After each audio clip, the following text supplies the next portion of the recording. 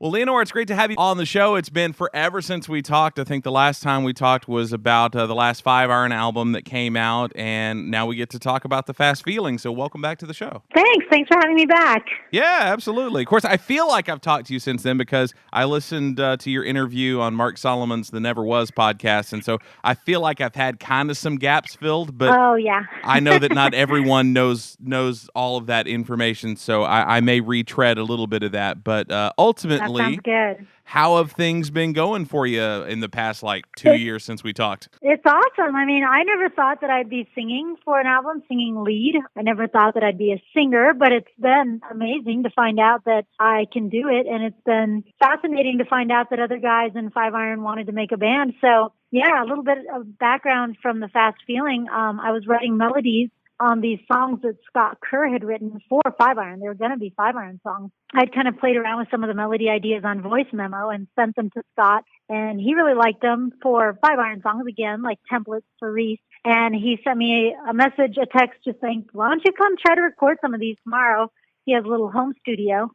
And so I did. I went over to his house and recorded them, and we were both kind of surprised that my voice sounded good on them, and retweaking the songs and repurposing them, we decided to make a band. So then we showed some of those songs to some of the guys in 5 Iron that live here in Denver, and Andy Verdecchio, who is the drummer of 5 Iron, was really excited about it too, so he wanted to be in the band too. So it's Scott Kerr and Andy Verdecchio from 5 Iron and me on lead vocal, and then a guy named Matt Langston from North Carolina. Yeah, we know Matt very well. He's like probably my most frequent guest just because he's such a goob to talk to. I love talking to him because I never know what he's going to say.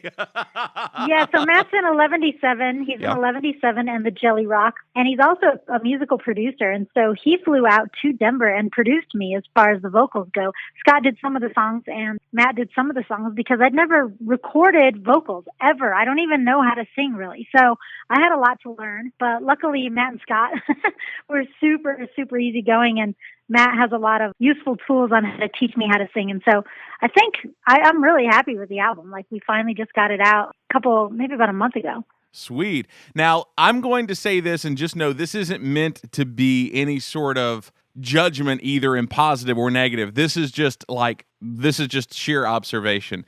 When I first heard the first track, because I knew the band was happening, I talked to Matt about it, and I was like, okay, this is going to happen. I knew you were going to be singing. When I heard your voice, I was impressed, but it is not what I expected you to sing like. I know. I know. I hear people say that a lot. I think when they think I'm going to sing, the only reference they have is when I go out. Right. And I think they think it's going to be more punk or more growly or more screamo from a chick voice. And it's not. It's pretty. I sing pretty, and there's a little attitude there, but it's not over the top punk, I wouldn't say. Right. Now, did you have any reference points for your vocal style that you ended up going with that you were like, I kind of like this. I don't want to try to replicate it, but this is kind of maybe what was dancing around in the back of your head? Not really. I think it just went song by song. There's some songs, there's a song we have called Songbird where I sing very pretty and very clearly. There's other songs that are a little more sassy. And to me, that's, I mean, there's obviously Blondie or Cyndi Lauper or Pat Benatar. There's obviously influences in there. Right. But it's more me. I don't feel that I really steal very much from anyone else. I think it's a new kind of voice. And I think that's, interestingly enough, what Matt and Scott said they liked about it was amateur. It wasn't trying to be something. I can't sing like Taylor Swift and Katy Perry. I can't really sing well. And so I have to find a way to make the melodies suit my voice, right. Whether it means simplifying them or changing the key of the song. Because I'm not a trained singer, it has I don't know, I almost feel like there's no one that sings like me because I don't really know what I'm doing.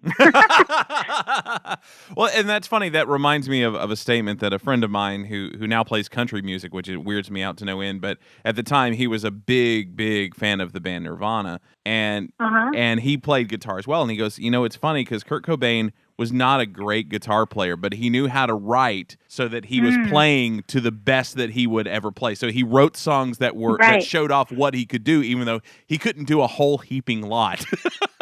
Yeah, that's kind of like me. I feel like the melodies make me sound like a much better singer than I am. Well, hey, but I'm if happy it with works. it. I'm really happy with it because I feel I sing confidently in what I'm doing because I was allowed to write. One of my favorite things about being in a band, and what I mean by that is being in Five Iron all those years, was the opportunities I got to write. And not very many opportunities came my way because Reese has a lot of opinions and he wants to write a lot of lyrics on songs, but every album or so, most albums, he would have a song or two where he'd say, you go for it. Nice. And then I would go in the studio and record for Masaki. I'd sing my vocals and Reese would copy it to the T. So he did that for All That Is Good. He did that for Giants.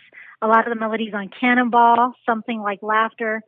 So I had gotten to write before and I love writing. The writing process to me and the contribution part was, it was so crazy. Me and Andy and Scott and Matt flew out too, and we would just sit in a small room in Scott's house and go through every single lyric, line by line by line. And in some ways I was disappointed because I thought, well, I'm the vocalist. It's obviously my point of view, right? Yeah. But we decided we weren't going to do it that way. And so, for instance, the song Dangerous, mostly Andy wrote. Matt came up with the concept of the word dangerous, but a lot of those vocals are Andy, and he's a heavy-handed kind of feisty, passionate Italian guy. And to hear my voice singing, you may just push me too far is really weird, but it works because I'm feeling it for Andy and feeling it for myself. And it was fascinating to sing these lyrics. And in some of the songs, the direction changed entirely of the way I wanted it to go. But in the end, I'm grateful and I'm glad that we all made an album we're really proud about. Now, when you guys were first getting this project together, you had said that, kind of the majority of the songs that you at least started with were stuff that was being put together with the intention of Five Iron as the end goal. Aside from you singing and whatnot, how do you feel like they turned out differently than they would have if they gone completely forward? Different? Yeah, completely. So what happens and we're doing this process now, by the way, I will say we're working on new songs for a new Five Iron album. Nice. So the way it works is, Scott or Dennis or Reese or Andy or Micah or Sonny, whoever, not me because I'm not a songwriter per se in that sense, but they'll write a core part of a song. And then on top of that, if it's a Five Iron song, goes, where do horns fit? Where does the melody fit? And so that's kind of how this time it's like, okay, no horns. So instead we have a lot of different progressive sounds as far as the electronic punk comes in, where Matt, I would call it, he'd mattify it. So he'd put a lot of different sounds, and Scott too, using pedals. And then Andy, as usual, same thing he would do for Five Iron. He just really feels the song and the flow and adds, when the songs are beginning, they usually have electronic drums just so we can get a sense of the idea. But it has no feeling until he puts his drums on it. The heart of the song is just not there. Yeah. So with Five Iron songs, it goes a totally different direction. But I think it's hard probably for people to think, how could that song be a Five Iron song? But you put Reese's voice and horns on a song and it could be a Five Iron song. You could take any song, and you could put, Reese's voice and horns and it'd be a Five Iron song. Wow. That's the key signature, I think. Yeah, for sure. And I think you're right. I think just as you have a unique sound to your voice, it's like I've never heard anybody who sounds like Reese, good or bad. It doesn't matter. It's like no one sounds like Reese.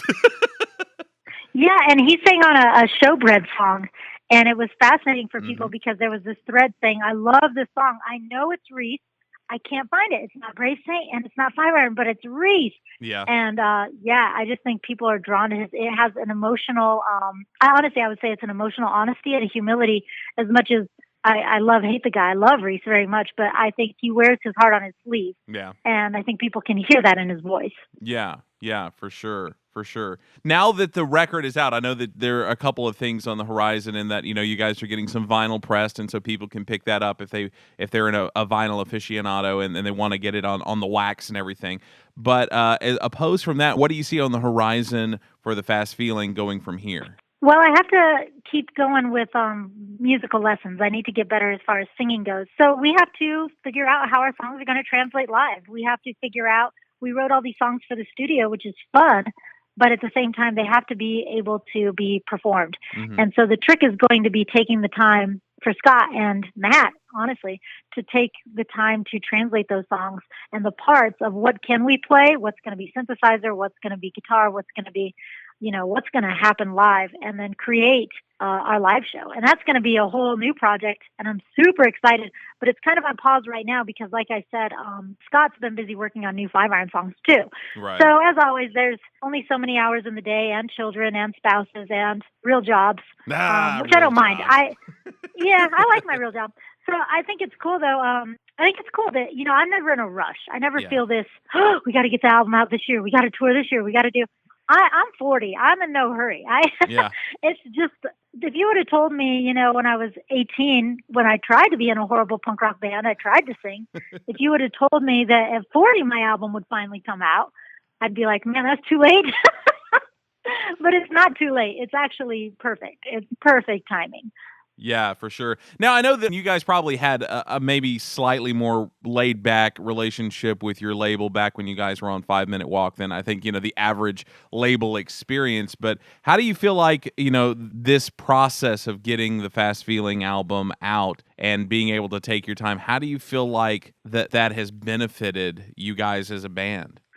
Well, there's good and bad. The bad is that we don't have a lot of connection as far as the Fast Feeling goes. Right. And I'm learning how to book shows. So I've been booking shows with 5-iron, and I'll probably be the booking agent for the Fast Feeling. Mm-hmm. And I'm learning that stuff, but I don't have mad connections. The good thing about being in Denver is that people are very supportive of the local music scene. Right. Very, very, very. There's tons of venues, really cool places to play that I can probably get us to play in. The bad thing is we're so isolated. So if we want to tour, it's at least, 6 to 10 hours to the next city. So it's a commitment if we're going to really tour. The other good thing about having a label is you have label mates and you have people pushing you to radio. If we're going to do, things with TV or movies or any publishing things, we got to figure that out ourselves. And that takes a lot of time. You want to hear a funny story, actually. Just the other day, I went to ASCAP because I haven't registered myself in a long time. And I said to them, I'm under Leanor Ortega, but I've since got married and my new name is Till, and I need to legally, submit my new name and my new banking account info. Mm-hmm. And so I went through the whole process, and overnight I had about almost $280 in my account from ASCAP in the form of one thing after another: 50 cents, 68 cents, $1.39. It was like pages and pages of cents of royalties that I hadn't been getting for about 15 years. Wow. Hey. It was so funny. It was awesome. Yeah, and it's more appealing to get it that way, too. And they were like, we have a P.O. box on file from when you were in 5-iron, like in the 90s. Yeah, pretty funny. That's great. So now, this may be an obvious question, but I'm gonna jump on it anyway. When you guys get to the point where you are playing live shows, do you think that there will be a possibility of you guys opening for 5-iron? I'm not against that. I'm not against the idea. I think it might be a challenge for Andy, but he's certainly a beast, and he's played, shows like that before. And I know Scott could pull it off. I'm not against it. The only thing is, I want to have our own stage show too. I want to be visual. Yeah. I think that the music of the Fast Feeling lends itself to film in the background or lights, just more, with 5-iron, we're already a 3-ring circus. And so adding film or lights, it's too much, actually. You just got to watch and see what's going on with us. But I'd like to visually be interesting. And so I don't know if it will translate or work that way either. I really don't know. And I don't know what the 5-iron guys would think. We've never really said, I'm so curious. I ran into the Switchfoot guys recently, and I gave them my album, and I'm waiting to hear from Jerome on what he thinks. And his response was so funny. He said, because he's on tour now, he said, I don't have a CD player. I can't play it. And so I'm going to have to send him a download code because, no one has a CD player these days. And same with Micah. We went to his house, and I was like, Micah, you want to hear this jam? And he's like, well, I'm going to have to upload it into my computer, and then we can play it. And I'm like, oh, my gosh. No one has a boombox. Yes, that is a weird state of affairs. It's like vinyl is back and CDs, like no one has a player anymore. Yeah, weird. Yeah, it was funny the other day on my show. I was talking about there's this company that goes to some festivals, and they will actually put grooves into CDs so that you can play them on a record player. What? So yeah, they can take anything and cut the grooves into it. And so then I was like, basically, if you're wondering, kids, a CD is like a record that your hipster friends have, except for it's smaller, and it typically used a laser. As I feel like I have to explain these things now, which is so weird. Yeah. But everybody knows what vinyl is. I'm really old school too because I like tapes. One of the pledges that we did for the Fast Feeling was mixtapes made by me, and I was making tapes all the time doing that. It was so fun. I loved it. I loved it. Very cool. I'm all about that. That's fantastic. I used to make some mixtapes back in the day myself. That was fun. There's an art to it that it's like, and it's one of those things where you have to get it exactly right or it doesn't sound right. Well, because you get 2 first songs and you get 2 last songs, That's and right. so it's awesome. It gives you. You can totally mess with people's emotions on those tapes. Oh, yes. Yes. I won't mention any ex-boyfriends' names, but it was really fun. Very cool. Very cool. I like it. I know we're going to play the song Factions on the show. Do you want to talk about that song? Just kind of whatever you want to say about it. Right. So Factions was written by Matt, lyrically and musically. Okay. And he had recorded it in a way he wanted me to sing it, and there was no way. For a guy, Matt is just like Reese. He has a high voice, and I could not pull off the emotion that he had.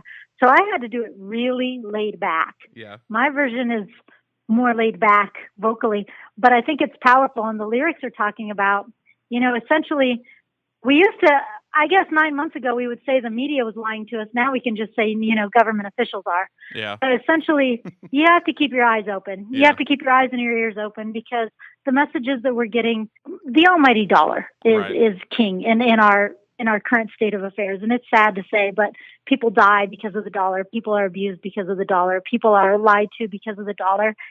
Our votes don't have as much power as we thought they did. And so it's just telling people to be aware and, recognizing also in this weird, it seems like a negative thing, but it's not a negative thing because for me anyway, as a believer in Christ, I have a lot of hope that things will be turned right at some point, but I don't know if it's going to be in this life. And so the thing we have to do is the best we can with every single day, and recognize that people should not be treated less than because of their status, their race, their gender, their sexual orientation. People should not be treated less than. How would anybody want to come to Christ if they're treated less than? Yeah. And so if Christ died for all of us, then we can start to understand how we should treat one another. So this is just Factions is about that. And the other song I would love for you to play is called Fall Back. Okay. And that's my hopeful song. Our album is called Pulses. And the last song on the album is called Fall Back. And it's about the hope we have if we keep an eternal perspective. If we recognize that what we're here to do is build character, our character. And what we're here to do is lift up other people along the way and lead them to Christ so that they can have some hope that we may have found. And it really ends with this huge, huge mosh pit part, like just this fury of drums and rocking out punk style of saying, man, this isn't it. This isn't it. Like, look for something good in everybody and in every situation. And so I tend to be one of those annoying optimists, whether or not I'm always going to be right. I probably won't, but I don't care. I'll still spin it to be positive. And so my hope is when people hear these songs that they would be pumped and encouraged and relaxed and not afraid. Fantastic. I'm all about that. I think that's great. And I think the album's very good. I think it's different. I think that people are going to hear something that they haven't heard at the very least in a very long time. I think that we've been getting a lot of the same from many different outlets and many styles. Just kind of feels like it's like, oh, well, that worked. Let's do that. And I think that you guys are definitely breaking the mold and putting out something fresh and new. And I hope that I'm not the only one who notices it because it really does deserve to get some recognition. Well, thanks so much. And off to go get the kids there on a half day. So God bless you, and you take care. All right, we'll do.